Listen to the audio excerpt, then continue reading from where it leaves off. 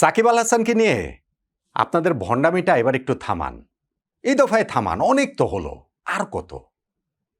সাকিবের ভক্ত সমর্থকদের আবেগকে জিম্মি করে প্রতারণার যেই খেলাটা আপনারা খেলছেন, সেই খেলাটা এই দফায় একটুখানি ইস্তফা দেন। আর কি কিছু বলার আছে? নাকি এখনো বলবেন যে পাকিস্তানের বিপক্ষে সিরিজের মধ্যেও যদি কোনো কিছু হয়ে যায় তাহলে সাকিবের বাংলাদেশে আবার খেলার সম্ভাবনাটা এখনো আমরা উড়িয়ে দিতে পারছি না?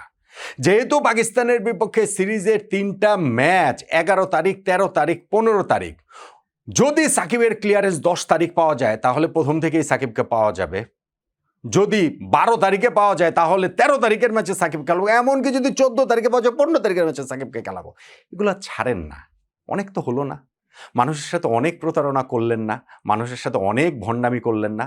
মানুষ তো এগুলো এখন বোঝে।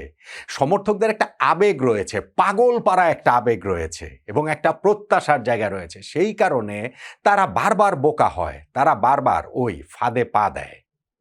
এই যে পাকিস্তানের বিপক্ষে ওয়ানডে সিরিজেও সাকিব আল হাসানকে দেখা যাবে, সেই জন্য বাংলাদেশ ক্রিকেট বোর্ড তোড়জোড় শুরু করে দিয়েছিল। তারা যে হচ্ছে গিয়ে সাকিবকে খেলেই দিচ্ছে, একের পর এক এরকম কথাবার্তা তারা বলছে। মিডিয়াতেও একের পর এক নিউজ আপনারা দেখতে পেয়েছেন যে কনফার্ম সাকিব 11 তারিখের ম্যাচে খেলবেন, কনফার্ম সাকিব 9 তারিখে বাংলাদেশে চলে আসবেন, কনফার্ম মার্চ মাসের শুরুতে চলে আসবেন।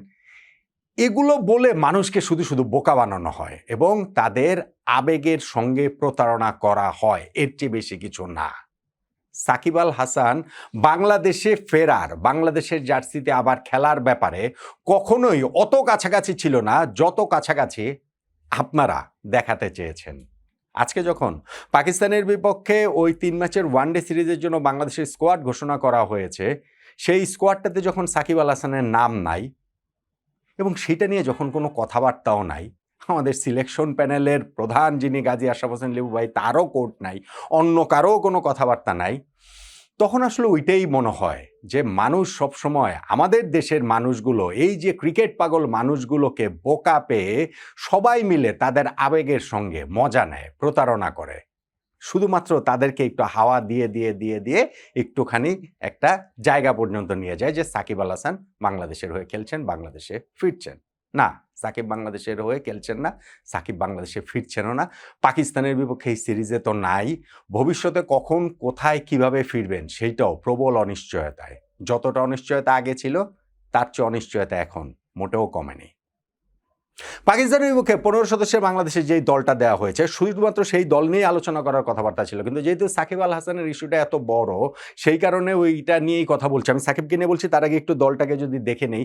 এই দলটাতে পরিবর্তন হয়েছে, অনেক পরিবর্তন হয়েছে। আমরা লাস্ট ওয়ানডে খেলেছি গত অক্টোবর মাসে ওয়েস্ট ইন্ডিজের সঙ্গে, এবং প্রায় 4.5 মাস পর যে খেলতে নামছি, ওই দলটা থেকে 6টা চেঞ্জ আমরা এই দলটাতে দেখতে পাচ্ছি। এবং এইখানটাতে সিগনিফিকেন্টলি দলে প্রায় 1.5 বছর পরে ফিরেছেন আফিফ হোসেন ধ্রুব। মিডল অর্ডারে তাকে ফেরানো হয়েছে এবং আমাদের ওই সিলেকশন প্যানেলের যিনি চেয়ারম্যান লিপু ভাই, তিনি ওই প্রেস লিস্টটার সঙ্গে নিজের একটা বক্তব্য জুড়ে দিয়েছেন। লিপু ভাইদের এই কমিটি, লিপু ভাই প্রধান নির্বাচক হিসাবে, তার তো দায়িত্বের মেয়াদকাল শেষ, এখন তার ওই যে ক্রিকেট বোর্ডের অনুদানে এক্সটেন্ডেড একটা পিরিয়ড তিনি কাটাচ্ছেন, এই 1 মাস পরে তিনি দায়িত্ব ছেড়ে দেবেন। এই সিলেকশন প্যানেল বাংলাদেশের ইতিহাসে কত ভালো কত খারাপ সেই আলোচনা অন্যভাবে করা যেতে পারে, কিন্তু প্রধান নির্বাচক হিসেবে গাজী আশরাফ হোসেন লিপু যে বাংলাদেশের ইতিহাসে সবচেয়ে কাওয়ার্ড, সবচেয়ে ভীতু, এটা নিয়ে কোনো সংশয়ের জায়গা নেই। কেন তিনি মিডিয়া ফেস করেন না? কেননা তিনি একটা প্রেস কনফারেন্স ফেস করতে ভয় পান, এবং বরাবরের মতো এই শেষবারও তিনি তার টিমটা দিলেন প্রেস রিলিজের মাধ্যমেই। দলটাকে তিনি কেন নির্বাচিত করলেন, কাকে কোন জায়গায় করলেন, ওই যে 2-1টা কোড জুড়ে দেন, কখনো কখনো কখনো কখনো দেন না, তাতে করে কি সেই জিনিসটা বোঝা যায়? ঠিক আছে, এটা এখন আর কি বলবো, তার তো এটা এখন স্টাইলই করে নিয়েছেন। আমাদের ক্রিকেট বোর্ডই চলছে হচ্ছে গিয়ে হীরক রাজার মতো করে, যে যেরকমভাবে চালাচ্ছে সেইভাবেই চলছে। সো সেইখানটাতে আর লিপু ভাই নির্বাচক প্যানেল, প্রধান নির্বাচক, তাদেরকে আর কি বলবো। যেটা বললাম যে আফিফ হোসেন ধ্রুবর এত একটা দীর্ঘ সময় পরে ফেরা, এটা একটা সিগনিফিকেন্ট ঘটনা। লিটন কুমার দাস ফিরেছেন ওয়ানডে ফরম্যাটে, যিনি সর্বশেষ 8 ম্যাচ মিলিয়ে 13 রান করেছেন, অ্যাভারেজ হচ্ছে গিয়ে 1.85, এবং 8 ইনিংসের মধ্যে 4টাতে 0 রানে আউট হয়েছেন, সর্বশেষ 2টাতেও 0 রানে আউট হয়েছেন। সেই লিটন দাসকে ফেরানো হয়েছে কিসের ভিত্তিতে? লিপু ভাই যেই কোডটা দিয়েছেন সেই কোডটার মধ্যে, প্রেস রিলিজের মধ্যে রয়েছে, সেখানটাতে তিনি বলছেন যে লিটন হয়তো সাম্প্রতিক সময় ওই ফরম্যাটটাতে খুব একটা ভালো করছেন না, but you just can't overlook the experience of almost 100 international matches in this format. যে এই ফরম্যাটে প্রায় 100টা যে ইন্টারন্যাশনাল ম্যাচ লিটন দাস খেলছেন সেইটাকে ওভারলুক আপনি করতে পারেন না। আচ্ছা, লিটনকে যখন আপনারা লাস্ট বাদ দিয়েছেন তখনও লিটন 95টা ইন্টারন্যাশনাল ম্যাচে খেলেছিল, তারপরে তার ইন্টারন্যাশনাল এক্সপিরিয়েন্স একটা ম্যাচের জন্য বাড়ে নাই এই ফরম্যাটে, তখন বাদ দিয়েছিলেন কেন? লিটনকে ফেরাতেই পারেন, কোনো অসুবিধা নাই। বাংলাদেশের যেই টিম সেইখানটাতে তুলনামূলক কম খারাপ কে, সেইভাবেই টিম সিলেকশন হয়, কে বেশি ভালো সেইভাবে না। সো লিটনকে ফেরাতে পারেন, কিন্তু যদি এটার ব্যাখ্যা হিসাবে আপনি অফিসিয়াল প্রেস রিলিজে চিফ সিলেক্টর দেয় যে এটা ওভারলুক করা সম্ভব না, অলমোস্ট 100 ইন্টারন্যাশনাল ম্যাচ যে এই ফর্মেটে খেলেছে তার এই এক্সপিরিয়েন্সটাকে, তার এক্সপিরিয়েন্স তো একটা ম্যাচও বাড়েনি, লাস্ট যেবার বাদ পড়েছেন তারপরে, তাহলে তখন বাদ দিয়েছিলেন কি কারণে? কে দিবে এই প্রশ্নের উত্তর?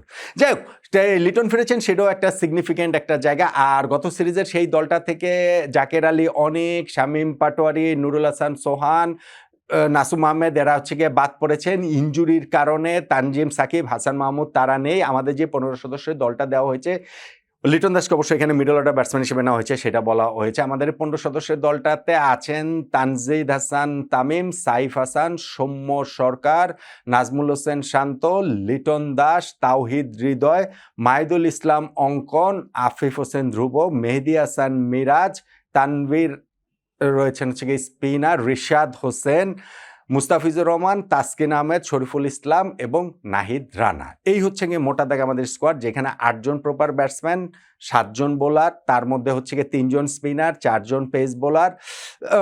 এই প্রপার অলরাউন্ডার বলে আপনি মিরাজকে শুধুমাত্র বলতে পারেন এই টিমটার ক্যাপ্টেন, তার বাইরে নাই। এবং লিটন দাসকে যেহেতু প্রপার মিডল অর্ডার হিসেবে বিবেচনা করাই হচ্ছে, সেইখানটাতে আমার মনে হয় যে আমরা মিডল অর্ডারের এই জায়গাটাতে অনেক দিন ধরে একটা ঘাটতির জায়গা রয়েছে। এইবার যদি তাওহিদ হৃদয়, লিটন দাস, আফিফ হোসেন ধ্রুব, মাহিদুল অঙ্কনরা রয়েছেন, তাদেরকে দিয়ে একটা সলিড মিডল অর্ডার জায়গাটা তৈরি হয়।